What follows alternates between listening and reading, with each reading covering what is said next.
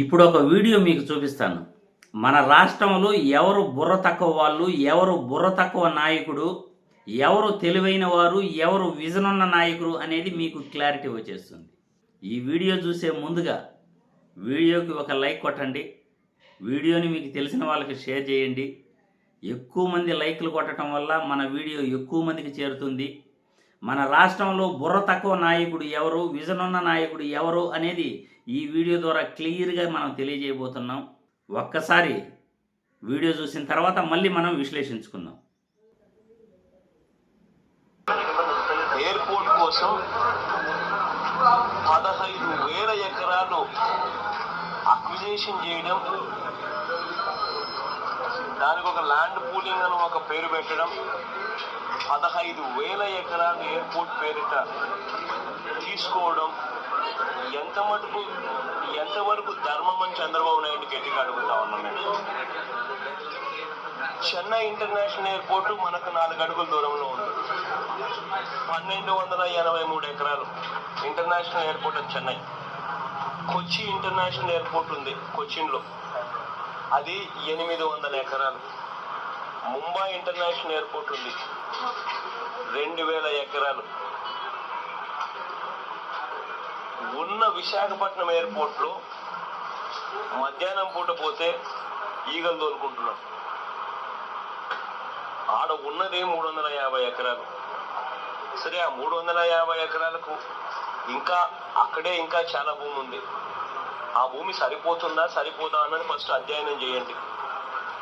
సరిపోదు, కనీసం అక్కడ 1000 ఎకరాలు కూడా లేదు కాబట్టి ఖచ్చితంగా వేరే చోటికి పోవాలి అన్న ఆలోచన ఏదైనా ఉన్నప్పుడు అసలు ఫస్ట్ ఎన్ని ఎకరాలు ఉంది అక్కడ? 1,283 ఎకరాల్లో చెన్నై ఇంటర్నేషనల్ ఎయిర్పోర్ట్ నడుస్తూ ఉంది. 800 ఎకరాల్లో కొచ్చి ఇంటర్నేషనల్ ఎయిర్పోర్ట్ నడుస్తూ ఉంది. మరి ఇటువంటప్పుడు విశాఖపట్నం ఎయిర్పోర్టు ఎన్ని ఎకరాలు ఉంది, అది సరిపోతుందా సరిపోదా అన్నది ఫస్ట్ అధ్యయనం చేసి అక్కడే నిజంగానే 1000 ఎకరాలు ఉంటే వేరే చోటుకి ఎందుకు పోవాలి? ఇంటర్నేషనల్ ఎయిర్పోర్టుకు కొచ్చి ఇంటర్నేషనల్ ఎయిర్పోర్టు 800 ఎకరాలతో నడుస్తూ ఉన్నప్పుడు, చెన్నై ఇంటర్నేషనల్ ఎయిర్పోర్ట్ 1,283 ఎకరాలతో నడుస్తూ ఉన్నప్పుడు ఇది ఏ రకంగా న్యాయం? ఉన్న విశాఖపట్నం ఎయిర్పోర్ట్ను బాగా దాన్ని వదిలేసి వేరే చోటికి పోయి అక్కడ ఏకంగా 15,000 ఎకరాల ఎయిర్పోర్ట్ పేరిట అక్వైర్ చేయాలి అని చెప్పి దిక్కుమాలిన ఆలోచన చేయడం, రైతులు కడుపు కొట్టడం నిజంగా ఎంత మటుకు ధర్మం అని అడుగుతా ఉన్నా. భోగాపురం అనేది భీమిలి నుంచి 5 కిలోమీటర్ల దూరంలో భోగాపురం ఉంది. విశాఖపట్నం నుంచి 25 కిలోమీటర్ల దూరంలో ఉంది. అక్కడ ఒక్కొక్క ఎకరా 2 కోట్ల రూపాయలు పలుకుతా ఉంది. నీ ల్యాండ్ అక్విజిషన్ పుణ్యమా, నీ ల్యాండ్ పూలింగ్ పేరుతో 15,000 ఎకరాలు నువ్వు వాళ్ళకు 1000 గజాలు 1,200 గజాలు ఇచ్చి ఉన్న భూమిని తీసుకుంటే వాళ్ళందరూ ఎక్కడికి పోవాలి? ఇది కరెక్ట్ పద్ధతి కాదు చంద్రబాబు నాయుడు చేస్తూ ఉన్నది. ఇప్పటికే రైతు రుణమాఫీ పేరుతో కనీసం రైతులకు వడ్డీ మాఫీ కూడా చేయని విధంగా ఏ రకంగా రైతులను మోసం చేస్తూ వస్తున్నాడు. అదే మాదిరిగానే ఉన్న ల్యాండ్ అక్విజిషన్ పేరుతో, ల్యాండ్ పూలింగ్ పేరుతో రైతుల దగ్గర నుంచి దుర్మార్గంగా ల్యాండ్ తీసుకొని ఇంకా వాళ్ళను అస్తవ్యస్త పరిస్థితుల్లోకి తీసుకురావడం చాలా దారుణం. చంద్రబాబు నాయుడు వైఖరి మారాలి. గట్టిగా దీని మీద గ్రీన్ఫీల్డ్ ఎయిర్పోర్ట్ మరో 3 ఏళ్లలో ఈ ప్రాజెక్టు పూర్తయి ఈ ఎయిర్పోర్టు 2026 నాటికి ఇక్కడ నుంచే ఇదే భోగాపురం నుంచే విమానాలు ఎగిరే పరిస్థితి వస్తుంది అని చెప్పడానికి కూడా సంతోషపడతా ఉన్నా. ఈరోజు ఇక్కడ పునాది రాయి వేశాం. 2026లో మళ్ళీ మీ బిడ్డే, మీ అన్నే, మీ తమ్ముడే మళ్ళీ ఇక్కడికే వచ్చి ఇదే ప్రాజెక్టును మళ్ళీ ఇనాగ్రేట్ కూడా చేస్తాము అని చెప్పి కూడా దేవుడి దయతో తెలియజేస్తాం. చూశారుగా? ఇప్పుడు చెప్పండి, ఎవరు బుర్ర తక్కువ నాయకుడు, ఎవరు విజన్ ఉన్న నాయకుడు? దేశంలో ఏ ఎయిర్పోర్టు కూడా 2,000 ఎకరాలకు మించి లేదు. కానీ చంద్రబాబు నాయుడు భోగాపురం ఎయిర్పోర్టు కోసం ఇంటర్నేషనల్ ఎయిర్పోర్టు కడతానని 15,000 ఎకరాలు భూమి కావాలని ఆయన ప్రపోజల్ పెట్టాడు. అంటే కోట్లు విలువ చేసే భూమిని రైతుల దగ్గర తీసుకుని అమరావతిలో రైతులను మోసం చేసినట్లే భోగాపురంలో కూడా రైతులను మోసం చేస్తామని పక్కా ప్రణాళిక వేశాడు. ఆ భూమితో రియల్ ఎస్టేట్ వ్యాపారం చేస్తామనుకున్నాడో ఏమో తెలియదు. కానీ జగన్మోహన్ రెడ్డి 2015లో దాన్ని అపోజ్ చేశాడు, ఖండించాడు. దేశంలో ఎక్కడా కూడా 2000 ఎకరాలకు మించి, ముంబైలో 2000 ఎకరాలకు మించి ఎక్కడా కూడా ఎయిర్పోర్ట్ అన్నది ఇంటర్నేషనల్ ఎయిర్పోర్ట్ లేదు.